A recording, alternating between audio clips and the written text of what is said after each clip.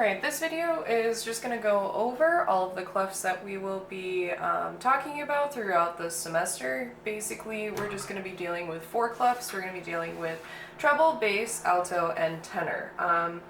I am assuming that most of you are either very familiar with a treble clef, with a bass clef, or grand staff if you're a pianist. But unless you're a violist, probably I'm assuming that not many of you are very comfortable with alto or tenor clef, which is why I kind of will throw that into your assignments as well, just to keep you practicing, and that way you know what else is out there. Because obviously if you're a flute player, you're going to also have to read bass clef, alto, and tenor to be, you know, an informed musician, right? So this video is just going to go over the 4 clefs and the notes on the staff for each one, right? So we're going to start with treble, which looks like this, or it's called G clef, and that's because it points to a G, obviously. So this is, you know, obviously a G right there. So anyways, the way that we're going to go through that is our spaces spell out face. This might be a review for some, but also if you're really a bass clef player, this might be really informative. Your spaces spell out face, and then your lines spell out every good boy deserves fudge, right?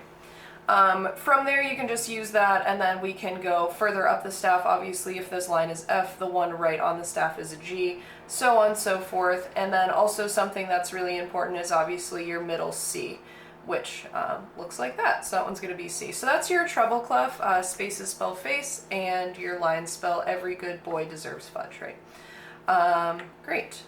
We are also going to go over your bass clef, also can be called an F clef, and that's because these 2 dots point to F, right? Your spaces will spell out all cows eat grass, A-C-E-G, and your lines, good burritos don't fall apart. Those are the mnemonics that I use, so anyways, this is also should be on your PDF as well, and you can always look up online how to read these clefs. So these are the most common clefs. Usually you're kind of in one camp or the other. Flute players, clarinet players, trumpet players are in treble clef. Bass clef is, you know, trombones, etc., bass players, whatever. You know who you are, obviously. Now, the alto clef is what usually gives people a little bit of trouble, and that is technically called one of the C clefs, okay? And it's going to look like this. You get 2 lines, and it kind of looks like a little, I kind of imagine it as like, here's your sun, and then you have your little birds in the sky, you know, when you were a kid and you drew those. So I take the bird and I turn it on its side. That's how I draw it personally. Obviously when you see it in printing, it's a little bit fancier than this, but regardless, this is called a C clef because it points to middle C. All right, so this is your middle C. So that is equal to, in your treble clef, this note, and it's equal to, in your bass clef, this note. So that is middle C, and middle C. So C clefs always point to middle C, so that should be kind of your gauge, or your kind of mode of, like a marking point, I guess, is your middle C is there. This is alto clef, which violists only read in it, and then that's pretty much it, yeah.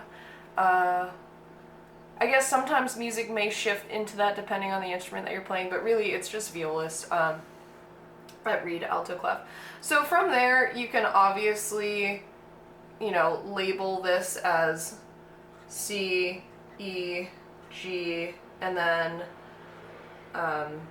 that one's A and F, right? So you can kind of think it spells face G. I don't know. I don't really even have a mnemonic device for this, right? And then your spaces would be G, B, D, F, right? You can memorize that if you like. The way that I think about it is if you're a treble clef person, and this is middle C, I just think about reading just one note higher. So in treble clef, this is a C, and that's a C, so I just imagine kind of one note above it and I read it from there. That can help. If you're a bass clef player, that's kind of the opposite. You can imagine this is a C in bass clef, so it's only one step higher than that. I personally just read it from steps away from each other, and that kind of just makes sense for me. So again, if you're treble, think about one step higher and you'll get the note. If you're bass, think about one step lower and you'll get the note. But you can always, as long as you remember that the C clef points to middle C, you're gonna be good. All right, and then that leads us right into tenor clef as well, which looks just like alto, but it's shifted up. So instead of middle C being pointed here, it's pointed here instead, okay? So this is still middle C, it's a C clef, it still points to middle C. So again, this is the same one as here in treble and here in bass, okay? So that's your middle C. All right. And again, you could do, if you want to label all of the lines and spaces for yourself, like feel free. Actually, I'm going to shift that over. So this would be E, this is still C, that's A, that's F, and that's D, right? And then you could also do the lines from there if you would like, and that would be, I guess if I just want to make sure there's enough space. Yeah, that should be good. G, right, E, G, B, D. So if you want to do that, you can feel free. You can leave a guide for yourself on that. But basically, the biggest takeaway is for these C clefs, just know that this is middle C, and you can probably count from there. All right, awesome.